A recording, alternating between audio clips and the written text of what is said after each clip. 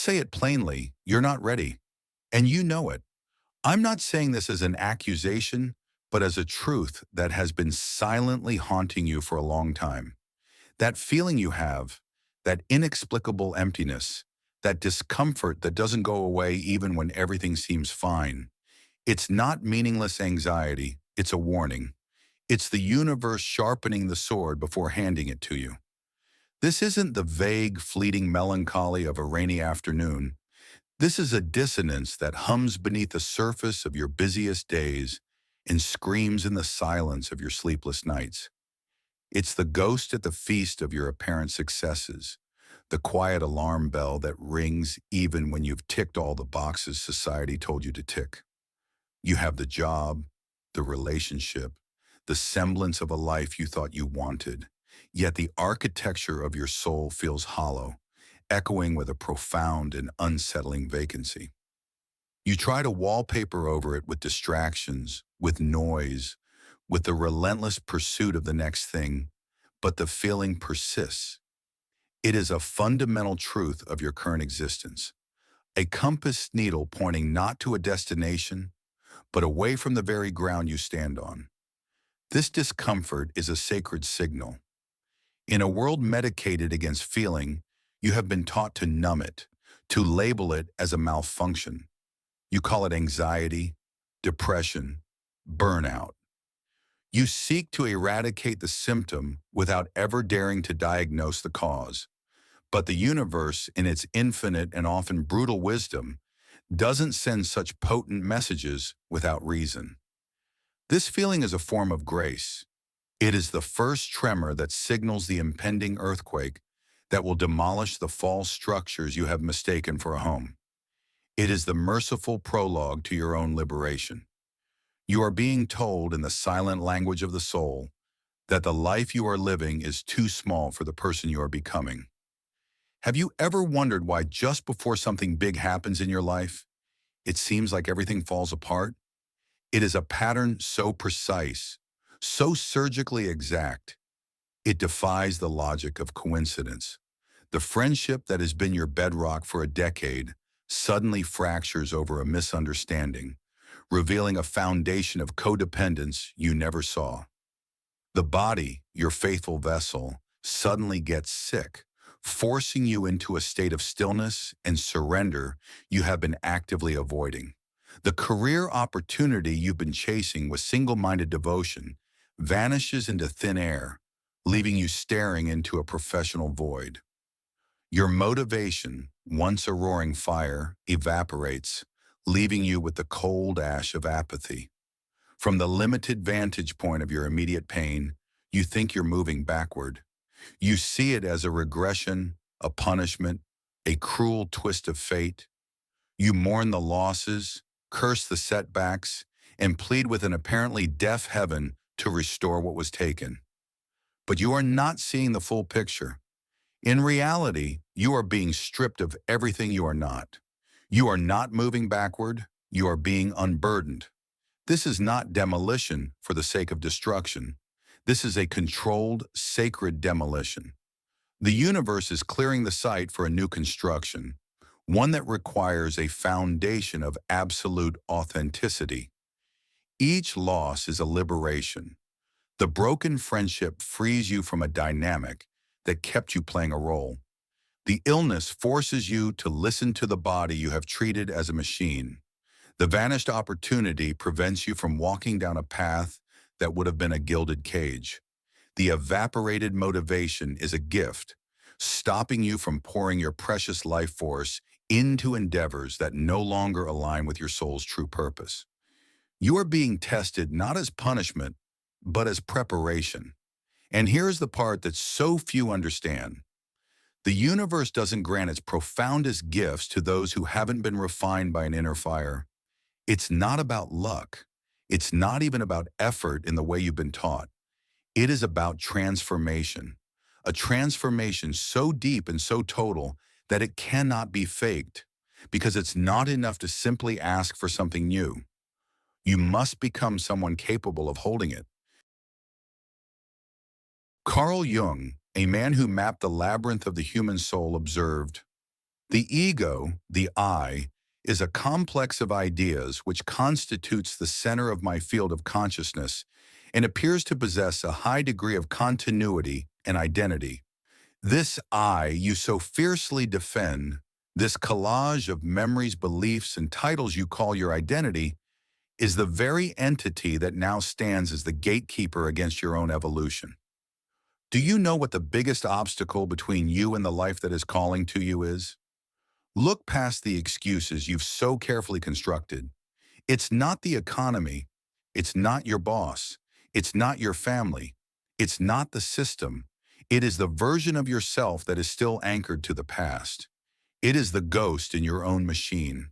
That part of you that wants the change but without letting go of control.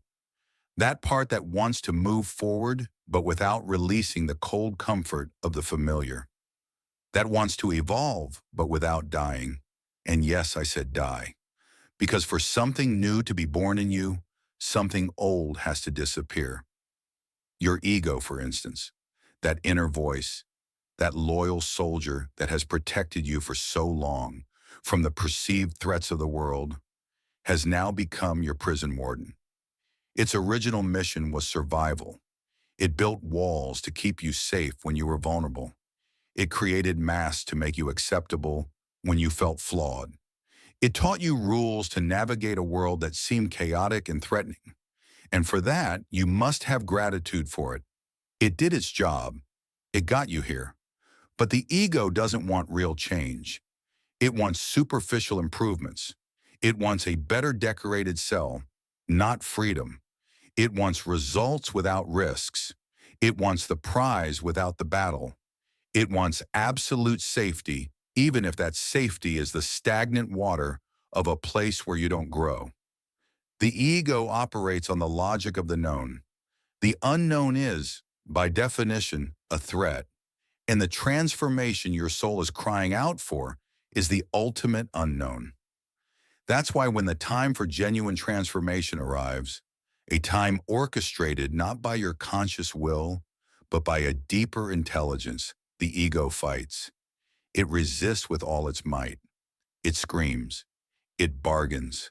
It manufactures 1,000 logical reasons why now is not the right time, why the risk is too great, why you should just be grateful for what you have. And that's when the suffering begins. The profound soul-level suffering you feel is the friction between the ego's desperate grip on the old identity and the soul's irresistible pull toward the new. It is the sound of your chains straining before they break. But here's the most brutal and liberating part. Suffering is not the enemy. It's the signal. It's the key. It hurts because you are crossing a boundary. You are in the liminal space, the agonizing no man's land between what you were and what you are becoming. And every boundary between the old and the new requires a break, a rupture. Or did you truly think you could cross it without paying the price? Did you think you could be reborn without the agony of birth? That relationship that ended so suddenly it felt like an amputation? That job you lost when you needed it the most, throwing your entire sense of security into chaos? That betrayal from someone you trusted, which shattered your perception of reality? They weren't mistakes of fate. They were not cosmic clerical errors. They were surgical interventions. They were the universe's scalpel, ripping out what no longer served you, cutting away what was rotten and festering inside. But you, listening to the terrified screams of your ego, you called it injustice. You called it bad luck. You called it a curse. You failed to see the surgeon for the assailant. You failed to understand that you were on the operating table of your own becoming. The silence you feel lately, that profound, echoing emptiness, it's not abandonment. It's the pause between the collapse and the reconstruction. It's the fertile ground left after the fire, rich with the nutrients of everything that has burned away. And in that sacred soil, what you choose to plant now will be stronger than anything that has grown in you before. But only if you choose to plant with awareness, because this moment, this wholly terrifying space between what you were and what you will be, is the most sacred of all. This is where you decide, will you be the repetition of your past or the beginning of something entirely different? Carl Jung gave us the ultimate map for this territory when he declared, one does not become enlightened by imagining figures of light, but by making the darkness conscious. This is the phase of the journey that most people will do anything to avoid. They want the light without the excavation. They want the resurrection without the tomb. They think spiritual growth is about adding positive affirmations and visualizing success. But the universe is not here to entertain your fantasies. It is here to awaken you. And awakening happens not in the light, but when you are forced to carry a lantern into your own darkest corners. The trials you are facing, the pressure that feels like it will crush you, understand this with brutal clarity. What happens to you is not to test your strength, but to cleanse your vision. You do not need to be stronger. You need to see more clearly.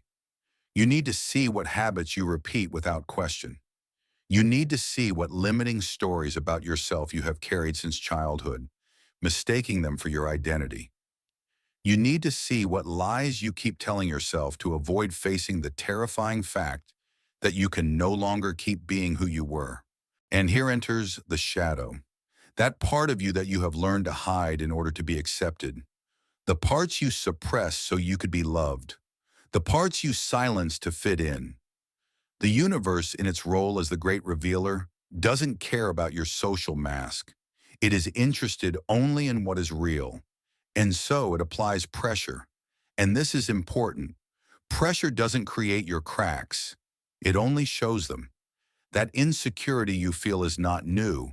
It was merely hidden behind a facade of competence. That desperate need for approval was always there, cleverly camouflaged as being a nice person. That emotional dependency was festering beneath the surface of your strong, independent persona. That arrogance you now see, camouflaged as self-confidence. That fear disguised as prudence. All of that was already inside you, running the show from backstage. Only now, under the immense pressure of the forge, you can't hide it anymore. It is forced out into the light. And this is the moment where most people get lost. They think they're being destroyed, when in reality they're being revealed. And what surfaces isn't pretty. It is the raw, unvarnished truth of your unhealed parts. Once they are in plain sight, you can no longer pretend they don't exist. You are presented with a non-negotiable choice. You either face them, integrate them, and heal them, or you will be doomed to be ruled by them forever, swallowing the empty platitude that everything happens for a reason, as if it were a decorative phrase, without ever understanding what it truly means. Do you know why so many people don't change, even when their life is screaming at them to do so? Because they prefer to stay broken in the familiar rather than healed in the unknown. The ego clings to the wound because at least the wound is predictable. The pain is a landmark. The dysfunction is a habit. The known hell feels safer than an unknown heaven. But real transformation doesn't happen in the known. It happens in the leap of faith. And to leap, you first have to let go. Letting go isn't giving up. It is the ultimate act of courage. It is trusting. It is turning to life, to the universe, and saying with every fiber of your being, I have no control, but I have faith that this makes sense. And that faith isn't blind belief. It is a certainty that arises when you dare to look back at the wreckage of your past and realize that everything you lost was exactly what you needed to lose. That every breakup, every fall, every devastating silence was an appointment with a part of you that you didn't know yet. True awakening isn't a mystical moment full of choirs and golden light. Sometimes it's a Wednesday afternoon, crying in your car in a parking lot, suddenly realizing with gut-wrenching clarity that you cannot keep living as if nothing is happening inside you. It's brutal, it's raw, but it's real. And real is the only thing that can transform you. The rest is just spiritual entertainment, a bypass, another sophisticated game of the ego. The universe is not here to entertain you. It's here to awaken you. It is here to show you, time and time again, that what you seek is already inside, but it is covered by layers of fear, pride, the desire for control, and a lifetime of self-deception. As Jung so profoundly stated, the privilege of a lifetime is to become who you truly are. This privilege, however, comes with a non-negotiable price. You cannot step into the truth of who you are while still clinging to the lies of who you have been. The universe will not allow it. You want to manifest a new reality? Perfect. But be very clear about the cost of entry. The price is your current version. You can't carry it with you, not because it's bad, but because it's incomplete. Because it was built from the raw materials of survival, not from the bedrock of truth. You can't keep your old identity and receive a new life. You can't demand a different reality without being willing to change your role within it. This is the most sophisticated sabotage of all. Wanting things to change without changing yourself. This brings us to one of the most painful and necessary stages of the journey, the grief of identity. To become who you are destined to be, you first have to say goodbye to who you were. And I'm not just talking about changing your habits.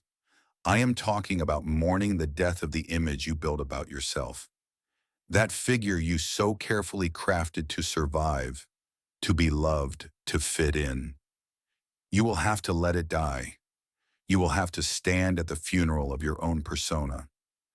You will have to mourn the strong one you played, and finally accept that beneath that strength was a terrified child. You will have to grieve the smart one who needed to be right, and admit it was just a mechanism to avoid feeling vulnerable. You will have to say goodbye to the good one, the people pleaser, and acknowledge that it was a strategy born from a desperate need for external validation. And yes, that hurts. It hurts to look back and see that you have spent years, perhaps decades, trapped in an idea of yourself that wasn't completely true. But that pain is medicine, because the more sincerely you face your illusions, the more you dismantle your own facade, the more space you create for your authenticity to emerge. And there, in that raw, unadorned, vulnerable space, is where the universe finally begins to act in concert with you. Not because you have become perfect, but because finally you have become real, human, honest, willing to grow from your core, not from your facade. Life doesn't give you what you ask for with your words. It gives you what you embody with your being. And embodying something means having faced everything that was stopping you from being it. This is the alchemy of change. Every person who disappointed you was an invitation to finally set impenetrable boundaries. Every spectacular failure was an opportunity to choose again, this time with more wisdom, from a place of truth instead of ego. Every loss was a brutal but necessary reminder that nothing external is permanent, and that the only thing that truly matters is what you build inside. While you thought the universe was ignoring your pleas, it was actually watching you. It was observing your choices in the crucible, watching whether you chose to react from the wound or respond from awareness, from fear or from truth, from anger or from peace. That is the real test. Not what you do when everything is going well, but how you respond when everything seems to be against you. That's where your essence is revealed. And that essence, if it is authentic, if it is coherent, will open doors you never imagined were there. Because the universe doesn't reward the smartest, the strongest, or even the nicest. It rewards the one who is coherent, the one who dares to live in alignment with their inner truth, even when no one is watching, especially when no one is watching. A final profound truth from Jung illuminates the destination of this path. Until you make the unconscious conscious, it will direct your life and you will call it fate. For as long as you are driven by hidden fears, unexamined patterns, In the silent commands of your ego, you are not living. You are being lived. You are a puppet of your own history, calling the predictable repetition of your pain destiny. The journey of awakening is the process of seizing the strings.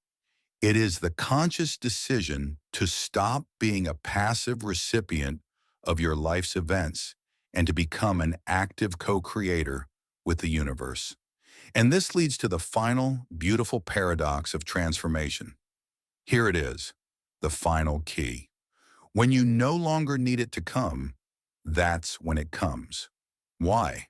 Because the state of needing is a frequency of lack. It signals to the universe that you are incomplete, that your peace and wholeness are contingent on an external outcome. You are vibrating with the energy of absence. But when you do the grueling inner work, when you face the shadow, grieve the old identity, and learn to find your center in the midst of the storm, something miraculous happens. You arrive at a state of being where you no longer depend on the outcome. Your peace is no longer held hostage by circumstance. You learn to vibrate with the process itself. And that, my friend, is the frequency of wholeness. That is the energy of creation. That is what the universe has been waiting for all along. You have become the kind of human who doesn't need guarantees to keep walking. You have become the kind of person who no longer negotiates with their intuition, who no longer postpones their truth. You know that even though you can't see the whole path, you can trust the next step. This is the shift from searching for certainties to living from presence. It is the act of conscious surrender, not as defeat, but as the ultimate wisdom. The one who truly surrenders doesn't give up. They align, they adapt, they transform, and then, and only then, the universe responds with breathtaking clarity. Because life does not respond to your desire, it responds to your frequency. And when your frequency is coherent, when your energy is no longer divided between what you long for and what you fear, between what you say and what you do, everything changes. Because the universe is, and has always been, simply a mirror. So stop waiting for the sign. The sign is you. The moment you decide with every cell of your being that you will no longer betray yourself. The moment you choose to respond to the universe not with a plea, but with a commitment, that is the signal. In the end, the universe doesn't listen to your words, it observes your movements. And here is the closing that no one expects, the secret that changes the entire game. What you desire already exists. It is already happening in a parallel timeline, a vibrational reality where you chose differently at a critical juncture, a reality where you didn't fall into the same patterns, where you stopped waiting for permission, where you refused to negotiate your essence. That version of you is alive and breathing right now. Do you want that reality? Do you want to merge with that timeline? Then the secret isn't to chase it. The secret is to become it. Act like her now. Breathe like him now. Think like her. Decide like him. You collapse the quantum possibilities not by forcing the future, but by becoming someone who makes that future inevitable. So here you are, on the edge of the inner abyss, in front of the most powerful and honest version of yourself. There is only one decision left: to jump or to keep collecting excuses disguised as logic. The hardest part isn't changing, it's stopping the justification for not doing it. Do it, not out of pressure, not out of fear, not to prove anything to anyone. Do it for that silent, knowing part of you that knows you didn't come here to merely survive. You came here to burn from the inside out until you are consumed by your own authenticity. The next time you feel like everything is falling apart, I beg you, do not run. Observe, breathe, because it might not be your end. It might just be the exact, messy, terrifying, and glorious beginning of your true story. See you on the other side, the one where you no longer fake, no longer run, and no longer wait. You just are. You just create. You just live. Until then, the universe is already taking note.